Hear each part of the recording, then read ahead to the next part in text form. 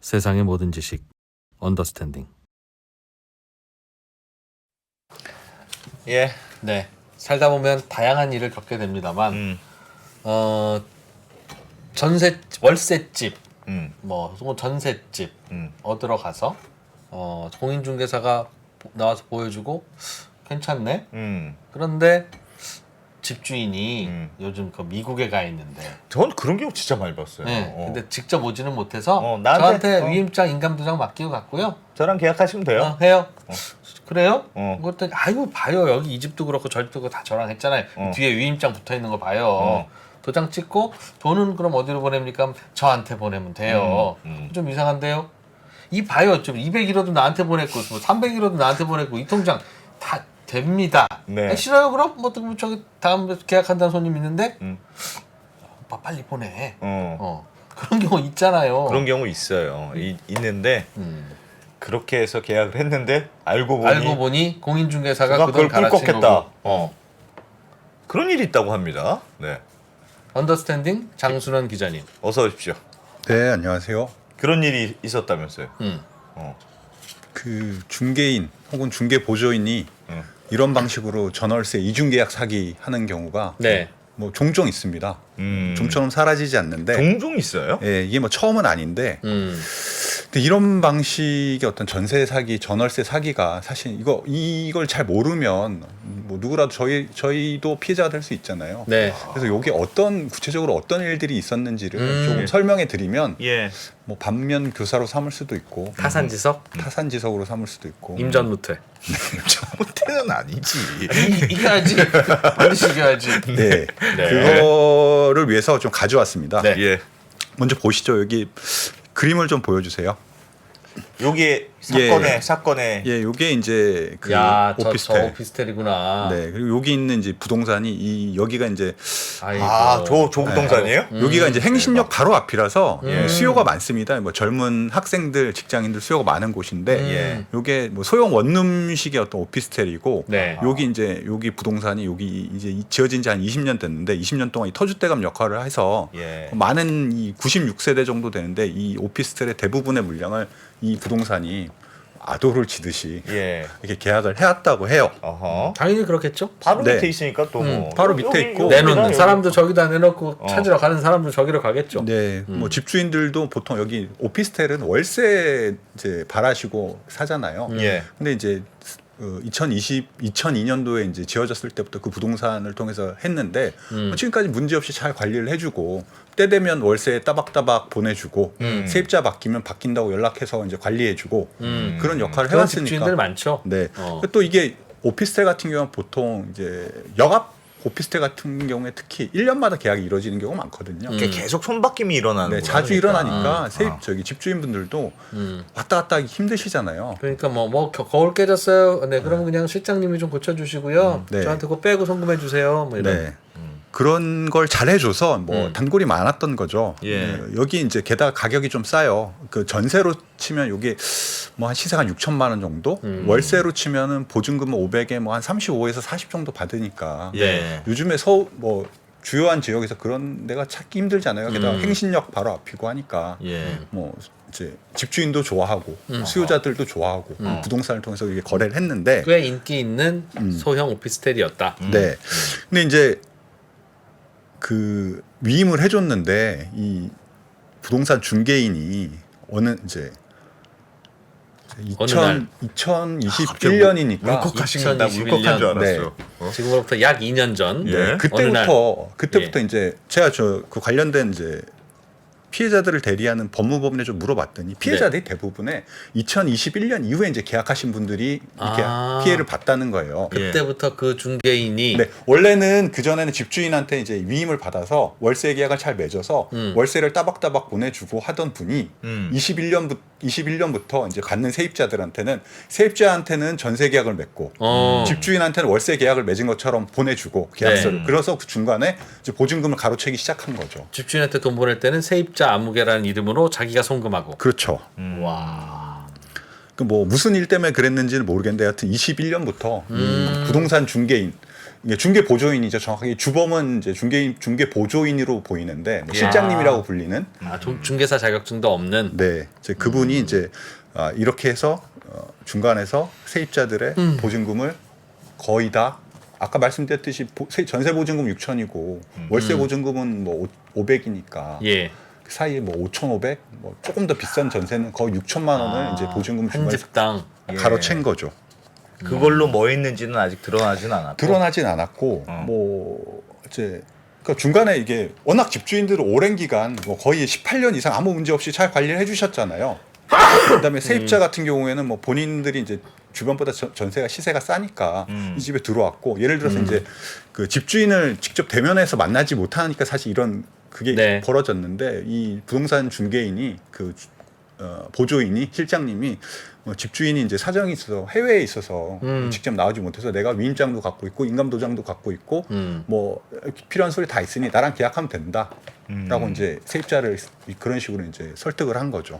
집주인 전화번호도 있었을 텐데 전화 한 통만 걸어봤으면 아는 걸. 해외에 있다고 하니까 또 네, 안 해외에 볼것 있다고 같다. 하니까 연락이 잘 안 되고 저희 보통 또 세입자들이 가급적이면 집주인이랑 직접 통화하는 게 부담스럽잖아요. 그리고 아마 세입자용 계약서에 있는 집주인 전화번호는 그냥 가짜 친구 쓸- 전화번호였을 거예요. 가짜 그럴 수도 있어요. 전화면 어. 집주인입니다. 이렇게 전화 받고. 뭐 그런 식으로 작정하고 사기를 치면 사실은 대응할 방법도 없긴 한데 네. 하여튼 뭐 그런 식으로 하다 보니까 이제 세입자나 집주인들이나 이렇게 전세 이 바꿔치기 이제 사기를 당한 거죠. 이중계약 사기를 당한 거죠. 근데 어쩌다가 이 안전한 그 사기가 네. 적발이 됐어요? 그 사실 이게 집주인은 계속 월세를 따박따박 받으면 별로 이렇게 신경 쓸 일이 네. 없는 거고 예. 세입자도 본인들이 이제 전세를 바뀔 때 보증금만 받아가면 문제가 없죠. 문제가 없는 건데 최근 어느 날 전세 만기를 앞두고 있는 세입자들이 부동산에 이제 보증금 돌려달라고 이제 요구를 했는데 부동산이 평소와 달리 연락을 안 받더라는 겁니다. 세입자가 세입자가 아니고 뭐 몇 개 버전이 있는데 첫 번째는 이제 집주인이 월세가 안 들어오길래 한 번도 그런 일이 없는데 왜 안 왜 들어오냐? 안 들어오냐고 부동산 그 실장님한테 전화를 했는데 전화 안 받아. 전화를 안 받아요. 어허. 무슨 일이 있냐 했는데 계속 전화를 안 받길래 찾아갔어. 세입 내 오피스텔로. 그 부동산을 찾아갔더니 네. 문도 닫혀 있고 그래서 직접 이제 오피스를 찾아갔겠죠. 그래서 세입자한테 아니 왜 이 월세 안 주냐 이렇게 따졌더니 네, 저는 전세인데요. 네 그런 사태가 벌어진 거죠. 진짜 황당했겠다. 오.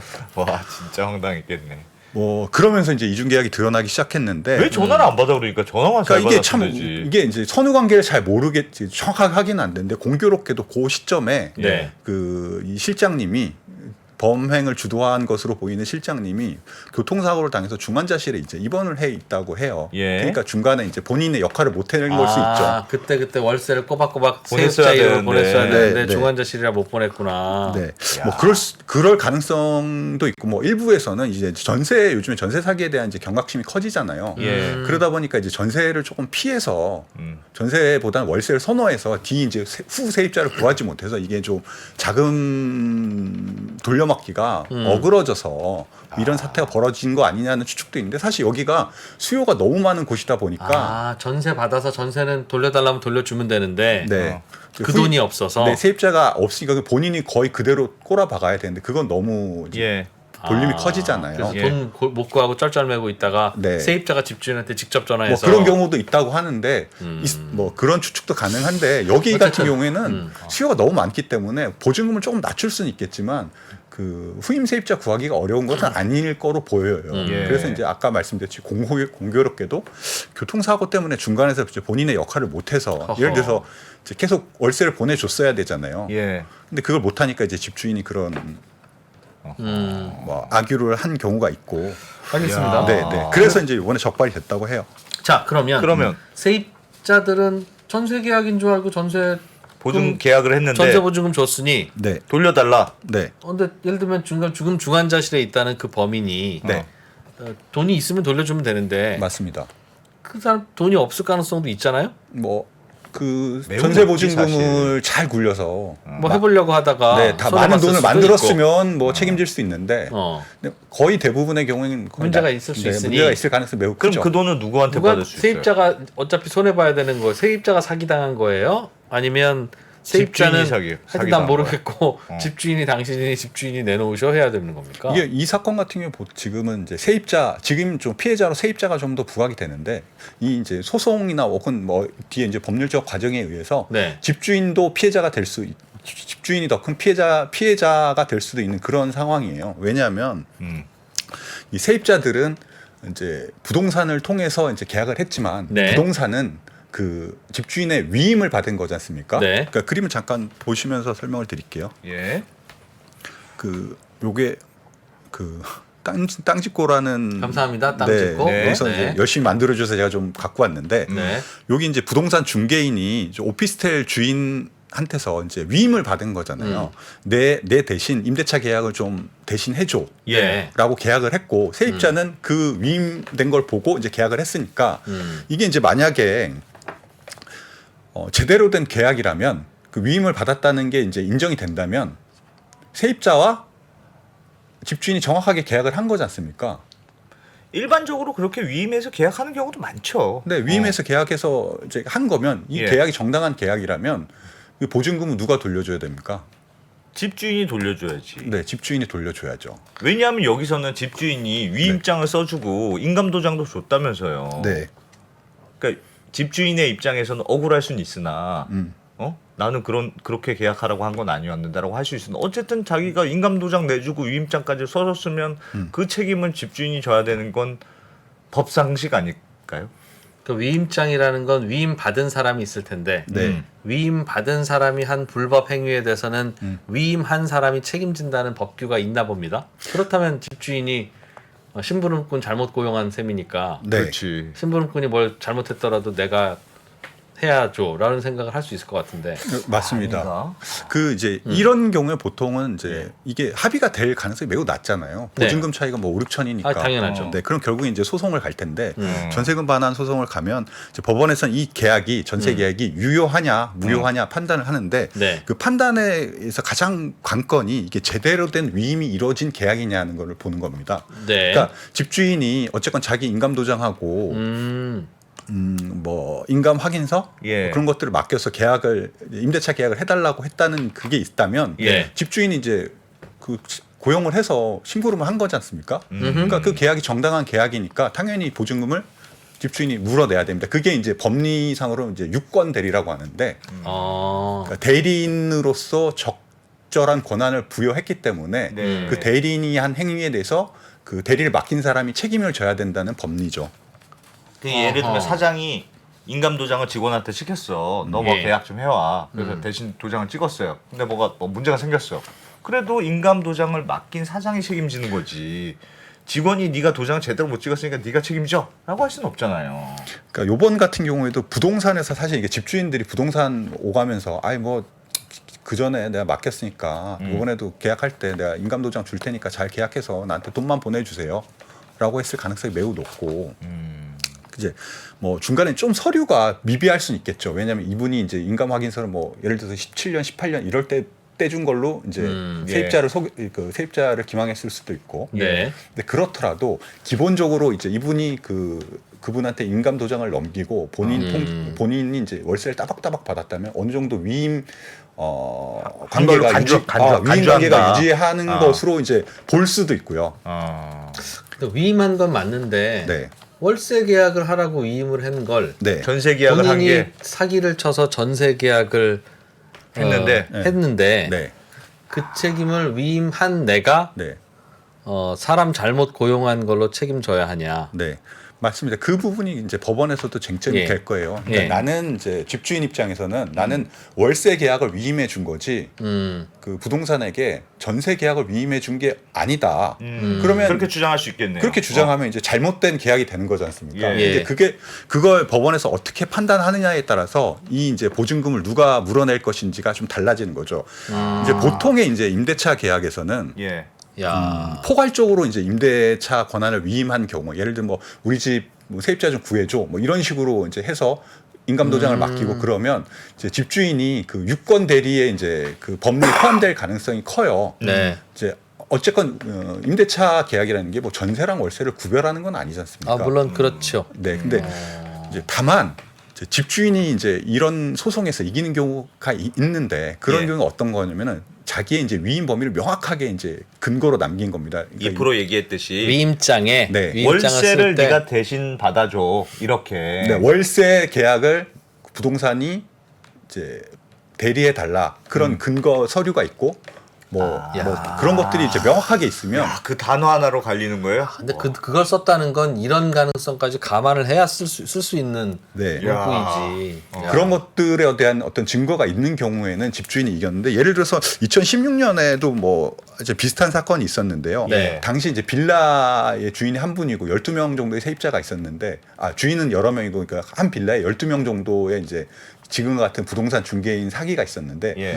한 일부는 승소하고 일부는 패소했어요. 그러니까 예. 일부는 같은 집주인이 건인데도. 돈을 물어냈고 예. 일부는 세입자가 돈을 받지 못했어요. 예. 그 근거가 뭐냐면은 이제 집주인이 이긴 소송, 세입자가 이긴 소송 같은 경우에는 나 집주인인 제가 네. 나 전월세 계약 다 저기 대리해 달라고 얘기한 것 같은데.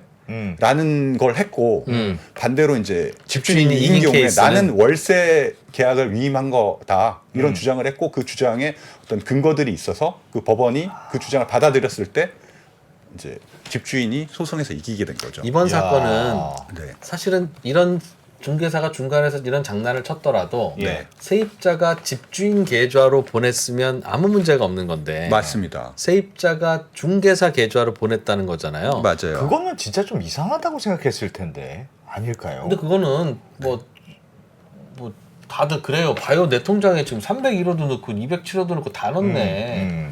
그럼 그 사람을 못 믿어가지고 이거 어디 못 믿어. 내 집 마련이라도 저는 못 하겠습니까, 믿습니다. 어디? 뭐 이러면 뭐 당연히 야. 잘 모르니까 관행상 그런가 보다 하는 건데 네. 지금 장 기자님이 말씀해주신 대로 네. 이미 과거의 판례에서 네. 이럴 경우에 집주인이 진 케이스가 있다면 네. 그때도 집주인은 자기 계좌로 안 받았을 거 아니겠습니까? 집주인이 자기 계좌로 받았는데 이런 일이 벌어질 일이 어디 있어요? 그러니 과거의 여러 케이스에서도 그때도 아마 중개사가 자기 계좌로 받았을 텐데 집주인 계좌로 보내는 사기라는 건 존재할 수 없으니까. 그럴 수 존재할 수 없죠. 그러니까 모든 이 케이스는 다 중개사가 중간에 자기가 현금을 받건 수표를 받건 계좌를 받건 가로챈 건데 네.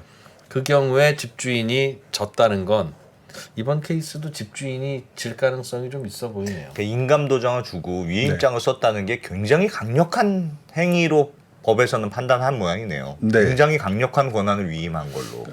그러니까 그렇게 권한을 위임했을 때 대체적으로는 집주인이 이제 보증금 물어주는 책임이 있는 쪽으로 이제 판단하는 게 최근의 분위기인데 아까도 네. 말씀드렸듯이 집주인이 그 대리 위임의 범위를 명확하게 이제 특정을 해서 나는 얘한테 월세 계약만 넘겨줬다라고 한 뭐 증거 자료라든지 뭐 근거가 있다면 집주인이 이제 그 보증금을 물어줄 책임에서 조금 빠져나갈 수 있는 게 되죠. 야 그런데 네. 안 큰 사기구나 이것도. 대개는 그냥 수표로 받는 경우도 있잖아요. 네. 중개사 예? 이렇게 예. 중개사가 찾아오세요 뭐 이렇게 할 수도 있고. 예. 야 그러면 전국의 모든 이런 오피스텔이나 뭐 상가나 다양한 전세가 가능한 집주인들은 네. 이런 식으로 위임을 하면 안 되겠네요. 근데 이게 오피스텔이라 주로 이런 일이 일어나는군요. 이게 집 계약 한두 건 하는 게 아니고 내가 네. 여러 채를 갖고 있는데 네. 여러 명이랑 계약해야 되니까 본인 입장에서 너무 번거로워서 금액도 많지 않고 그래서 이렇게 위임을 여러 하는 채 안 모양이네. 갖고 있고 하는 달랑 모양이네요. 한 채만 있더라도 예. 자기 집하고 거리가 멀고 그렇죠. 그러면 이거 관습적으로 그렇게 해요. 아. 그런데 지금 생각해 보니 완전히 위험에 노출이 돼 있는 거네요. 그러니까 그렇죠. 내 계좌로 안 보내도 내가 잘못한 거니까. 그러니까 이분 같은 경우도 뭐 17, 8년 아무 문제 없이 이렇게 해줬으니까 완전히 믿은 거겠죠. 그 근데 월세 계약의 하남이라고 괄호 열고 위임장에 썼더라도 네. 이번 케이스 같은 경우에 전세 6,500에 받은 게 아니라 그럼 네. 전세 6,000에 월세 2만 원짜리 계약을 해놓고 한 거라면 한국 6,000 내가 받아도 이것도 이게 마찬가지. 이제 보통 이제 부동산 위임 계약장인데 잠깐 보여주실까요? 저 예. 화면 좀. 아파트도 위임 계약은 뭐 많이 이렇게 한다고 하는데 하네요. 여기에 이제 이렇게 뭐 특정한 항목을 쓰긴 쓸 겁니다. 예. 뭐 이런 걸 쓰긴 쓸 텐데 아마 뭐라고 이번에도 써 있는 거예요? 잘 안 보여요. 이거 그냥 일반적인 위임장인데 여기에 이제 가로치고 뭐 전 월세 계약에 관해 위임한다 뭐 이런 식으로 이제 하고 위임장을 만드는데요. 네. 근데 다만 이렇게 위임장을 그 집주인 직접 와서 도장을 찍지 않았을 거 아닙니까? 그렇죠. 네. 그러니까 보통 이렇게 위임장 자체도 좀 위조가 돼 있을 가능성이 큽니다.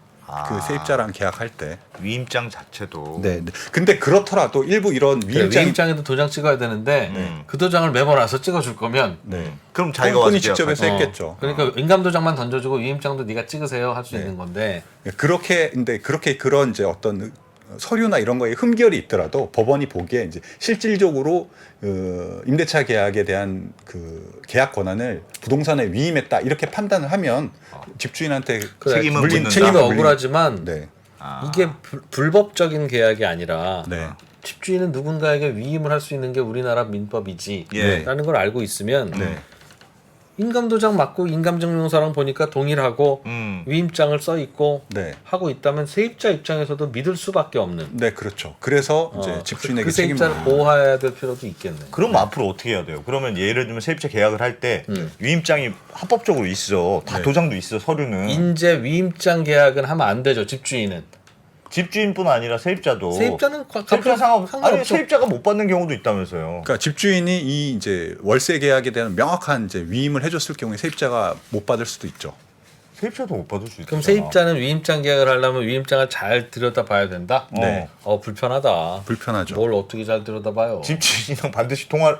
근데 집주인이 내가 집주인입니다. 하면 하면 어떻게 알아? 근데 이게 그걸? 사실 이게 이 사건이 조금 모든 부동산 사건이 그렇지만 사기 사건이 그렇지만 예. 이게 사실 그 부동산 중개인 계좌로 입금하는 거 자체가 좀 이상하잖아요. 그것만 안 해도 그것만 돼. 안 했어도 사실은 맞아. 뭐 사기에서 좀 피해갈 수도 있고 또 여기 같은 경우에는 보면 전세금이랑 집값이랑 그 차이가 없거든요. 네. 근데 보통 그런 경우에 최근에 전세 사기나 이런 것들 때문에 보증보험 많이 가입하잖아요. 예. 근데 여기 피해자들은 거의 보증보험을 가입 안 하셨다고 그래요. 보증보험 뭐라고 하면 그 세입자하고는 계약 안 하겠죠. 네. 그러니까 당연히. 뭐 이렇게 뭐 가봤더니 이제 자기네들도 보통 1년 단위로 계약하니까 언제 이제 갈지도 모르고 그 부동산 중개 본인 그 여기 문제가 된 부동산뿐만이 아니라 그 본인 세입자를 대리하는 부동산에서도 뭐 저희랑 저쪽이랑 공제 한 1억씩 하니까 이 사건 터져도 뭐 큰 문제 없습니다. 뭐 굳이 보증료까지 내면서 그런 거 하시려고 해요. 그럼 공인중개사 이 공제 네. 피해 보상용 네, 네. 그걸로는 이번에 안 됩니까? 그러니까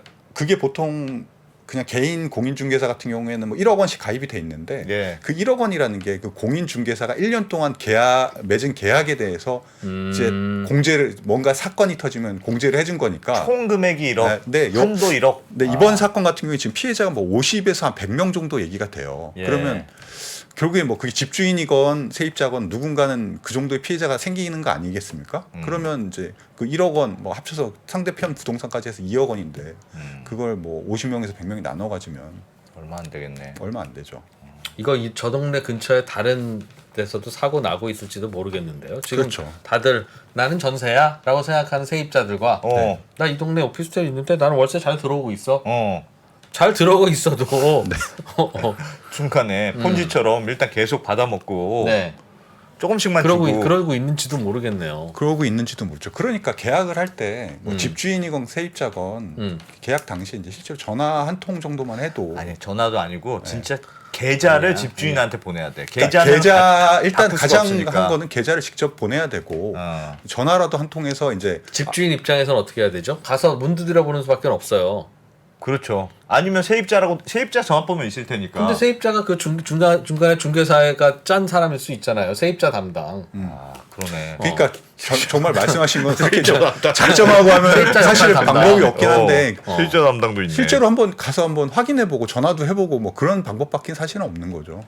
이야. 한번 가서 확인할 정도로 그렇게 부지런해야 되면 계약하는 날 아니, 내가 그러니까 내가 가겠습니다. 계약을 하면 위임을 하지 말고 자기가 가서 근데 이게 얼굴 어떻게 보고 현금 보면 받고. 자기 집이고 재산인데 그 본인의 이제 그거를 그래. 그럼 해외 해야지. 출장이나 파견 나가 있는데 자기가 갖고 있는 부동산이 있으면 지인한테 아니 가족한테 시켜야지. 그러면 가족한테 해달라고.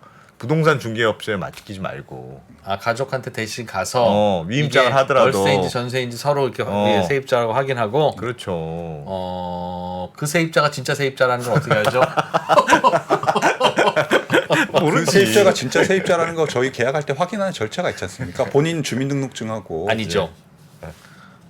진짜 집주인인지는 등기부등본에 집주인의 주민번호가 나오니까 아는데 그걸 확인할 수 있는데 네. 세입자는 가짜 세입자 하나 해놓고 네. 됐습니다라고 해서 월세 계약 대충 체결해 놓고 네. 이 사람은 거기 안 들어가면 되니까 가짜 세입자로 그렇게 해서 얻는 실익이 뭐예요? 그럼 이제 진짜 전세 세입자 오면 네. 그 일을 하는 거죠. 무슨 말씀입니까? 아무튼 알겠습니다. 하여튼 집주인 조심하자. 입장에서 네. 계약을 할 때는 반드시 네. 내가 가서 찍어줘야 돼 네. 라고 하더라도 네. 가짜 세입자가 앞에 앉아 있는데 네. 이 사람이 진짜 세입자일지 아니면 짠 사람인지를 알 수 있는 방법이 집주인은 없으니까 네. 집주인은 그거 자고 찍어주고 인감 도장이 없겠구나 다음 세입자한테는 죄송합니다. 네, 그런 하여튼 어렵겠습니다. 전세라는 게 워낙 네. 사적 계약이라서 네. 정말 여러 가지 사건 사고들이 생기는군요. 특히 여기 같은 경우는 그 부동산 계약에 좀 익숙치 않은 사회 초년생이나 대학생들이 계약을 알겠습니다. 많이 많았고 그렇겠어요. 집주인들은 이제 뭐 한 20년간 계속 월세만 받다 보니까 그냥 굳이 뭐 내가 월세 받으면 됐지 이거 관리까지 해야 돼? 라는 생각이 강했던 어떻게 보면 좀 불감증 같은 거. 채팅방에서는 네. 전자계약을 하면 괜찮다고 조언을 주시기도 합니다. 그러니 네. 다음 시간에는 전자계약이라는 게 어떤 거고 전자계약을 하면 진짜 이건 막을 수 있는 건지 네. 한번 알아봐 주십시오. 그렇다면 저도 하면 되잖아요. 궁금합니다. 그렇죠. 집주인이 외국에 있어? 그럼 전자계약으로 전자계약 하면 돼. 하면 되니까 그걸 한번 취재해서 알려주세요. 알겠습니다. 이거 우리가 안 하면 아무도 안 합니다. 전자계약. 전자계약 좋은 것 같습니다. 네. 뭔지 이름만 들어도 좋은 것 같습니다. 알겠습니다. 네, 장순원 기자였습니다. 고맙습니다. 부동산 담당 고맙습니다. 네, 저희는 바로 물러가고 저녁 먹고 오겠습니다.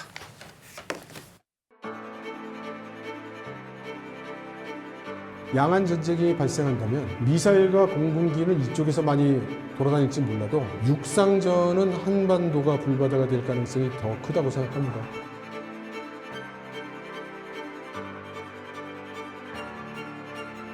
미중 관계를 새로운 시각으로 접근해 큰 인기를 끌었던 이철 박사의 강연 달라진 중국, 달라질 중국의 후속편이 책으로 나왔습니다.